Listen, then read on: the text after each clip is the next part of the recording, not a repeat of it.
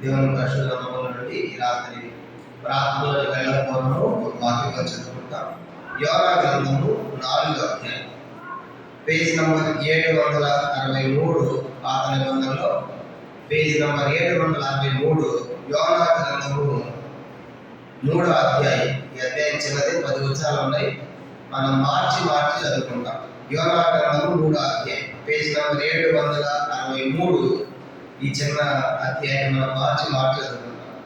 అందులో యెహోవాకు రెండవ మారు యోనాకు ప్రత్యక్షమై సెలవిచ్చినదేమనగా, లేచి సమాచారం కనిపించే. కాబట్టి యోనా లేచి యెహోవా సెలవిచ్చిన ఆజ్ఞ ప్రకారం నినెవె పట్టణంలోకి పోయాడు.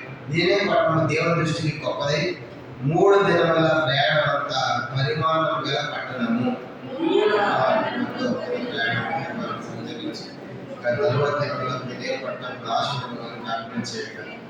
నినెవె పట్టణం వారు దేవుని యందు విశ్వాసం నుంచి ఉపవాస దినములను చాటించి ఘనులేమి అల్పులేమి అందరూ గోడ పట్ట కట్టుకొని ఆ సమయంలో అతడు తన సింహాసనం దిగి తన రాజవస్త్రం తీసేసి వారి పట్ట కట్టుకుని బూడిదలో కూర్చుంది.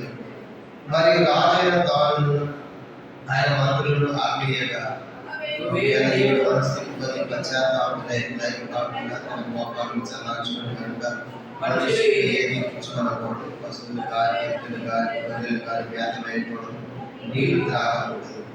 మనుషులందరూ తమ దుర్మార్గం విడిచి తాము చే బలాత్కారం మానివేయగలరు.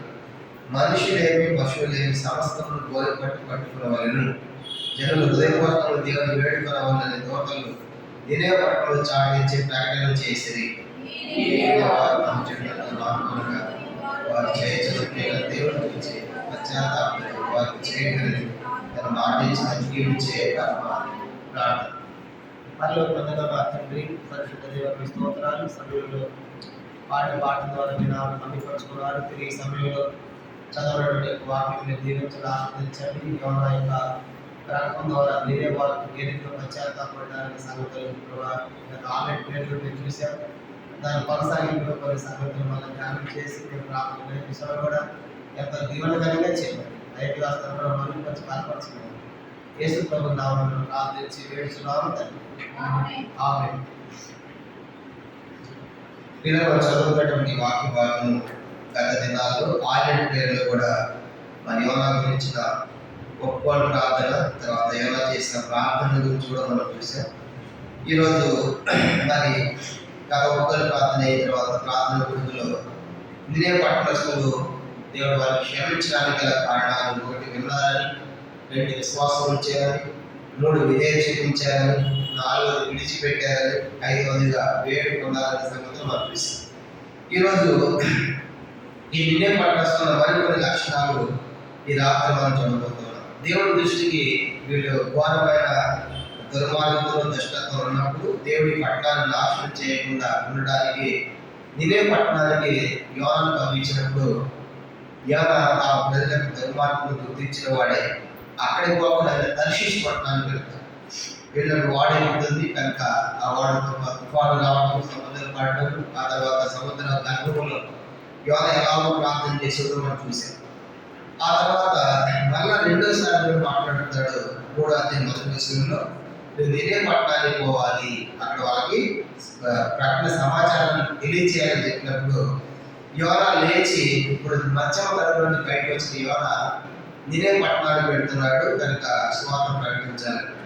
వారు దుర్మార్గం మారుకోవాలని ప్రకటించాలనుకున్నప్పుడు నిజంగా పట్టణస్తులు ఎంతగా పశ్చాత్తాపడ్డారు, ఎంతగా తగ్గించుకోవాలనే సంగతులు ఈ రాత్రి ఒక 7 సంగతులు వారి జీవితాల్లో మనం చూద్దాం. మొట్టమొదటిది, ఆ పట్టణం చూసినప్పుడు అది 3 దినముల ప్రయాణం అంతా పరిమాణం గల 3వ వచనం.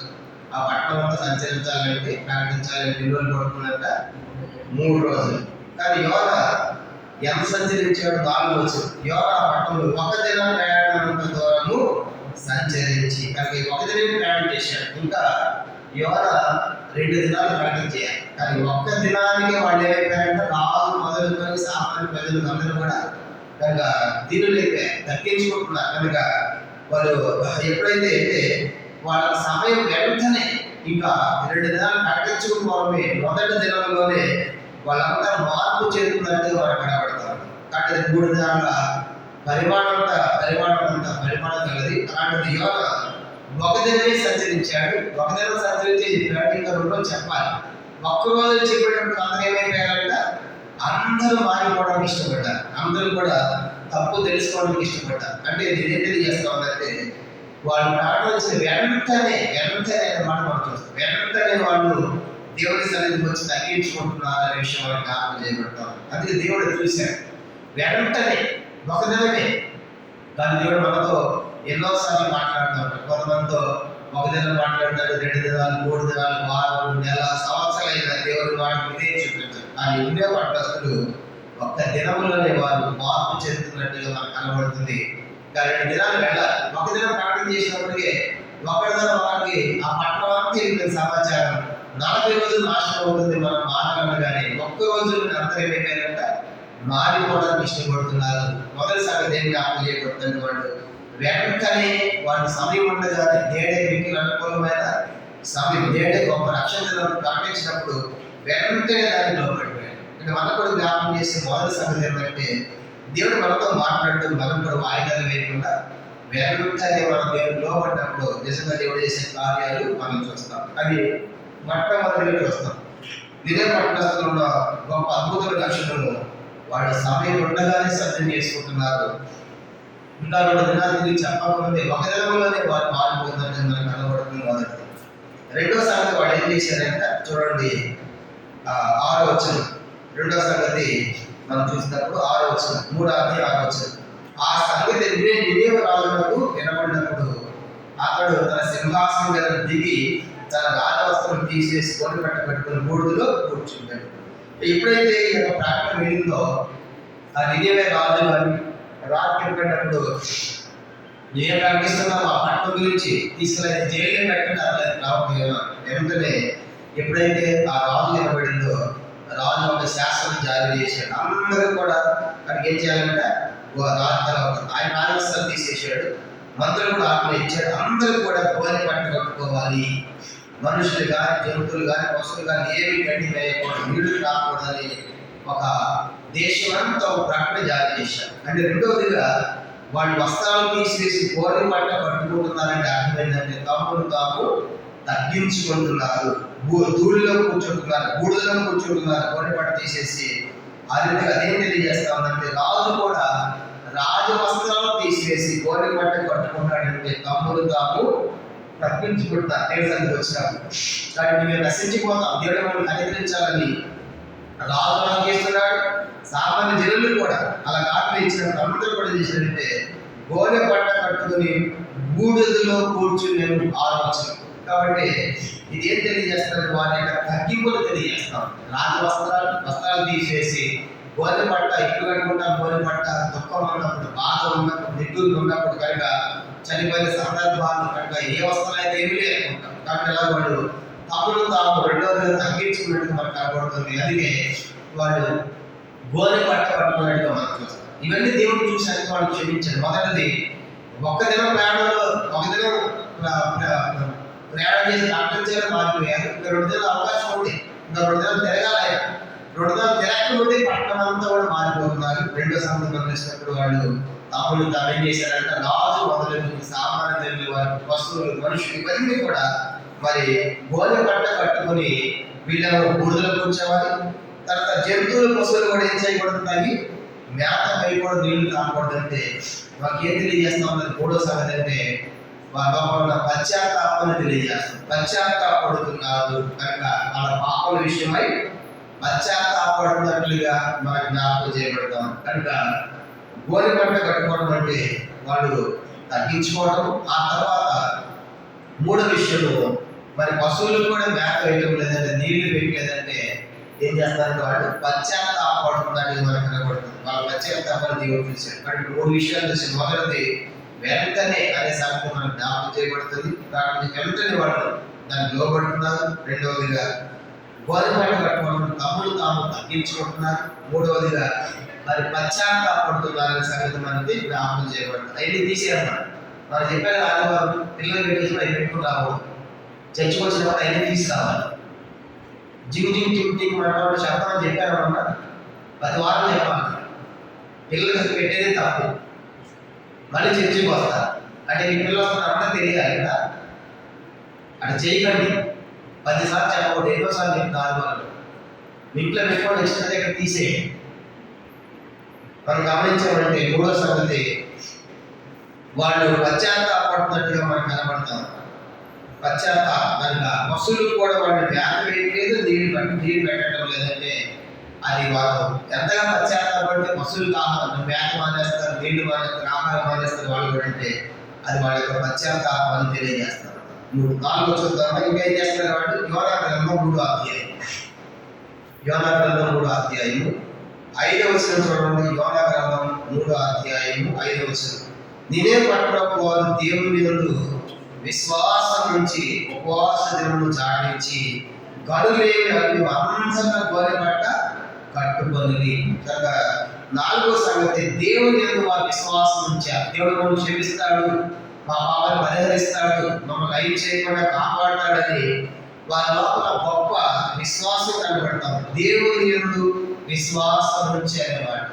ఎప్పుడైతే మనం విశ్వాసంలో మనం ప్రార్థన చేస్తామో, విశ్వాసం లేకుండా దేవునికి ఇష్టం అసాధ్యం. హెబ్రీ 11 వారి ప్రకారం ఎప్పుడైతే దేవుని విశ్వాసం ఉంచుతామో దేవునికి ఇష్టమైపోయింది. వారి లోపల విశ్వాసం చూశాడు. కనుక ఎంత గొప్ప విశ్వాసం అంటే దేవుడు మమ్మల్ని కనికరిస్తాడు, మమ్మల్ని క్షమిస్తాడు, మాకు నాశనం రాకుండా కాపాడుతాడు అని వారి దేవుడి యందు విశ్వాసం ఉంచినట్టుగా మనం చూస్తాం. ఇక్కడ మనం కూడా చేసే ప్రార్థన ఎలా ఉండాలంటే, దేవుని మీద మనము విశ్వాసం, దేవుడు మనం చేస్తాడు. మార్కు సువార్త ఇక్కడ చేపెట్టిన మార్కు సువార్త 11వ అధ్యాయం. మార్కు సువార్త 11వ అధ్యాయం 24-25 వచనాలు చెప్పాడు. మార్కు సువార్త 11వ అధ్యాయం 24-25 వచనాలు. అందుచేత మీరు ప్రార్థన చేయనప్పుడు మీరు అడుగుతున్న వాటిని పొందేదామని గమనుడి, అప్పుడు అవి మీరు పలకలని మీతో చెప్తున్నాను. ఒకరి మీద విరోధం ఏమైనా కలిగి ఉండేలా మీరు నిలువబడి ప్రార్థన చేయనట్లు వారిని క్షమించండి. గమనించమంటే అడుగుతున్న వల్ల పొందే నమ్ముడి అంటే విశ్వాసం. పైన చూడండి 22వ వచనం, మార్కు 11:22. అందుకు యేసు మాట్లాడినాడు, మీరు దేవుని యందు విశ్వాసం ఉంచుడి. ఎప్పుడైతే విశ్వాసం ఉంటే ఆ పంట కూడా సముద్రంలో పడుతుందంట. అలాంటి అద్భుతం చూడడానికి విశ్వాసం. కాబట్టి యోనా గ్రంథంలో కనబడేటువంటి నినివె పట్టణస్థుల్లో మనకి ఏం కనబడుతుంది? 4వదిగా విశ్వాసం. మొదటిగా వెంటనే ఒక రోజులోనే తీర్మానం చేసుకున్నారు. 2వదిగా తమను తాము తగ్గించుకొని, ఇంకా కోడి పంట కట్టుకొని బూడిదలో కూర్చున్నటువంటి తమను తాము తగ్గించుకుంటున్నారు. 3వదిగా పశ్చాత్తాపడుతున్నారు, బూడిదలో కూర్చోటువంటి పశ్చాత్తాపం తెలియజేస్తా ఉంది. 4వది వాళ్ళు విశ్వాసం ఇచ్చారు. 4వది ఏం చేశారంట? విశ్వాసం. 5వది చూడండి, యోనా గ్రంథం 3వ అధ్యాయం 5వ వచనం. యోనా 3:5లో విశ్వాసం నుంచి ఉపవాస దినములు చాటించి. 5వ సంగతి మనకి ఏం కనపడుతుందంటే విశ్వాసం ఉంచడమే కాదంటే వాళ్ళు ఏం ప్రార్థన అంటే ఉపవాస ప్రార్థన. అందరూ ఆహారం మానేశారు. కానీ పశువులకు కూడా, ఇంకా జంతువులకు కూడా మేత, నీళ్లు మొత్తం కూడా అన్ని బంద్. కనుక ఎందుకు? దేవుడు అంగీకరిస్తాడేమో, లేకపోతే 40 రోజులు నాశనం కాబోతున్నాం కాబట్టి అందరూ కూడా మరి ఉపవాస దినమును చాటించినట్లుగా మనకు కనబడతాం. కాబట్టి ఎవరు కూడా ఆహారం తినడానికి వీలు. కనుక అందరూ కూడా ఉపవాసంతో కూడిన ప్రార్థన. కాబట్టి ఉపవాసం చేసే ప్రార్థన ఎలా ఉంటుంది? అది పవర్ఫుల్. మార్కు సువార్త 9వ అధ్యాయం ఇక్కడ చేపెట్టుకున్న మార్కు సువార్త 9వ అధ్యాయం. ఉపవాసంతో మనం ప్రార్థన చేసినప్పుడు తప్పనిసరిగా అది ఎలాంటి దయ్యమైన గొప్పదైనా అది పోతుంది. మార్కు సువార్త 9వ అధ్యాయం 29వ వచనం. మార్కు సువార్త 9:29 చదువుతాము.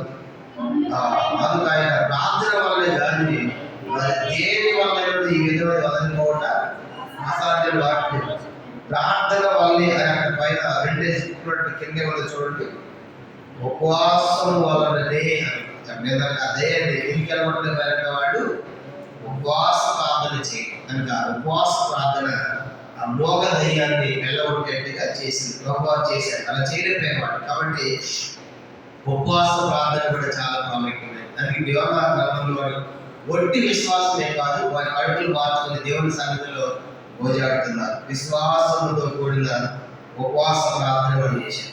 నిజంగా ఇప్పుడైతే మనుషులే కాదు. కింద చూడండి 8వ వచనంలో రాయబడింది.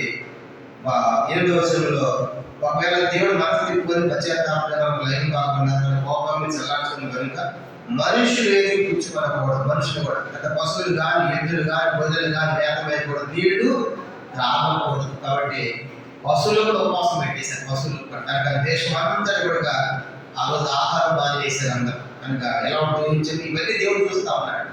కాబట్టి ఇంత దుర్మార్గమైనటువంటి పట్టణస్తులు దేవుడి మాటలను వినగానే వెంటనే లోపడుతున్నారు. తర్వాత నాలుగు వస్త్రాలు వేసుకుని రాజు మొదలుకొని సామాన్లు కూడా బూడిదలో కూర్చుంటున్నారు, తగ్గించుకుంటున్నారు. గోనె బట్టలు పశ్చాత్తాపడుతున్నారు. పశ్చాత్తాపంగా దేవుని మీద విశ్వాసం ఉంటున్నారు. విశ్వాసం ఉంచడమే కాదు ఉపవాసం ఉంటున్నారు. ఉపవాసం ఉండడమే కాదు ఇప్పుడు ఏం చేశారంటే వాళ్ళు ఉపవాసం ఉండడమే కాకుండా ఇంకా వాళ్ళు ఏం చేస్తున్నారు చూడండి. 9వ వచనం 6వ సంగతి. ఉపవాసం ఉన్న తర్వాత 6వ సంగతి చూద్దాం. 3:9 మనుషులందరూ తమ దుర్మార్గులు విడిచి తాము చే బలత్కారం మారివేయగలను. మనుషులేమి పశువులేమి సమస్తం గోనె బట్ట పట్టుకొనవలను. జనులు మనఃపూర్వకముగా దేవుని వేడుకొనవలెను. 6వ సంగతి ఏంటంటే ఎట్లా వేడుకుంటారంటే వాళ్ళు మనపూర్వకం అంటే మనస్ఫూర్తిగా అంటే నిజంగా మనం పెడతారు. పుట్టేటి మనం కాదు మనం పెట్టే మన మనపూర్వకంగా వాడిని చూస్తారు. కాబట్టి అదేం తెలియజేస్తామంటే ఎప్పుడైతే మనం మనస్ఫూర్తిగా దేవుడు ప్రార్థన చేస్తామో, నిజంగా ప్రార్థన చేస్తామో, సమీపంగా అంటే తనకంటే 145 కీర్తనలో తను నిజంగా మాట్లాడేటువంటి ఆయన సమీపంలో కానీ వాళ్ళు చేసేది మొర ఎట్లా ఉందంటే మనపూర్వకం వేడుకుంటారు. అంటే మనస్ఫూర్తిగా వేడుకుంటారు. నిండు హృదయంతో నిండు మనసుతో దేవుడు అంటే మనకు కనబడుతుంది. ఇది 6వ సంగతి. చూశాడు దేవుడు హృదయపూర్వకంగా ప్రార్థన చేస్తారా?